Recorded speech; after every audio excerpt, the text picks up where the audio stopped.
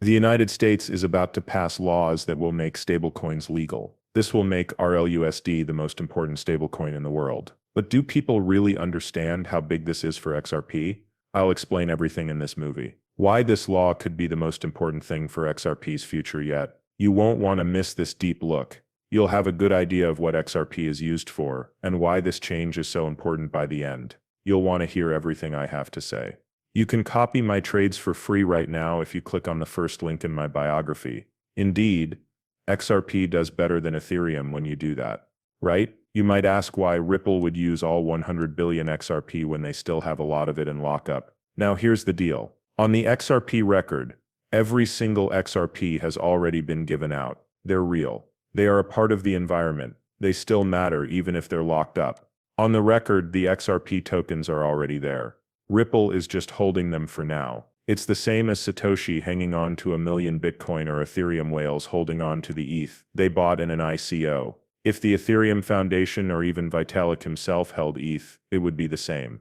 But here's the catch. When Bitcoin and Ethereum figure out their market caps, they take into account Satoshi's wallets and ICO coins. XRP, on the other hand, leaves Ripple's coins and the escrow out of the picture. Isn't it interesting how the rules seem to change based on who does the math? It doesn't make sense to leave tokens out of XRP's calculation but include them in other networks, when the cases are the same. One easy question is the best way to get through all the noise. There are how many bits on the network? The fully diluted market cap, which is the number of tokens times the price of each token, gives you a clear picture. Using this way, we can see that XRP has a bigger market cap than Ethereum. Why? Since there is a set amount of XRP, giving an estimate that is clear and consistent, there's no need to empty a lot of wallets or make things more difficult. Just add up the tokens, look at the price, and do the math. This method seems the best to me, and it shows that XRP's ledger is strong since it has a bigger market cap than Ethereum. The market value of Ethereum is always going up, like a balloon. On the Ethereum chain they count every coin, but they don't do that on the XRP ledger. Besides that, Ethereum keeps making more coins, increasing its market value even more. It's the same as doing math backwards. If you don't count the full ticket distribution, the numbers are completely off.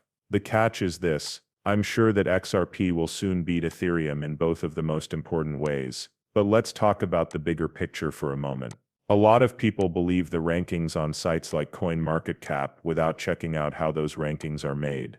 I feel like some of these ranks were made with some help. When you think about how rankings should be made, it's easy to see that XRP should probably have a higher market cap than Ethereum.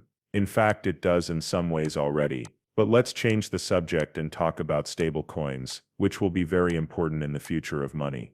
There is a huge amount of support for stablecoins right now. A senator recently used a tweet from Garlinghouse to stress how important stablecoin legislation is. Some people might see this improvement and think, okay, cool, that's a step forward.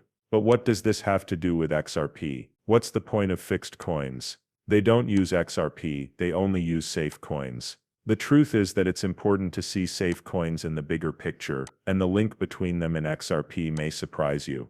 There are other things besides stable coins. To get home, they need a public blockchain. People can get these digital assets on public networks. Now that stablecoin bills are coming out, businesses, groups, and even governments are getting involved. But here's the catch. It's not possible to throw a stablecoin into space.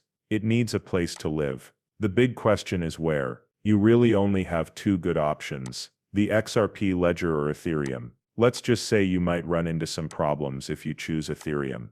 It's not just about technology that you need to make the right choice. It's about making sure that your stablecoin does well right from the start.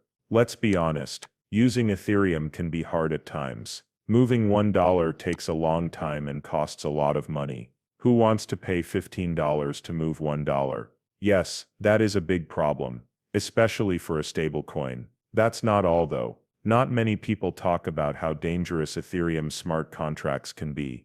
Imagine that there is a bad contract in your bag that is ready to steal your money. This is a nightmare for banks and other financial companies. They need strong protection and features that let them get back money that was sent to the wrong address. Ethereum doesn't have that thing. Let's look at the XRP ledger. Ripple built it from the start with compliance and usability in mind. Decentralized ID and customizable clawbacks are just a few of the features that make it useful in the real world. Financial institutions can use these tools to feel safe without having to make any concessions. You can't really say, "Sorry, we don't do that here," to a bank. What makes the XRP ledger unique is that it gives them the freedom and safety they need. It's time to change if you want to join the Ripple ecosystem. From the start, Ripple has worked hard to make its system work well for banks. Want to make a stable coin? Not a problem. The network behind Ripple is set up to handle it. Not an excuse. It's very important to have that power, because for big banks, not having it is a deal breaker. That's not all though. It is clear to Ripple that stablecoins are only one part of the puzzle for these groups. They will also need help with things like parenting.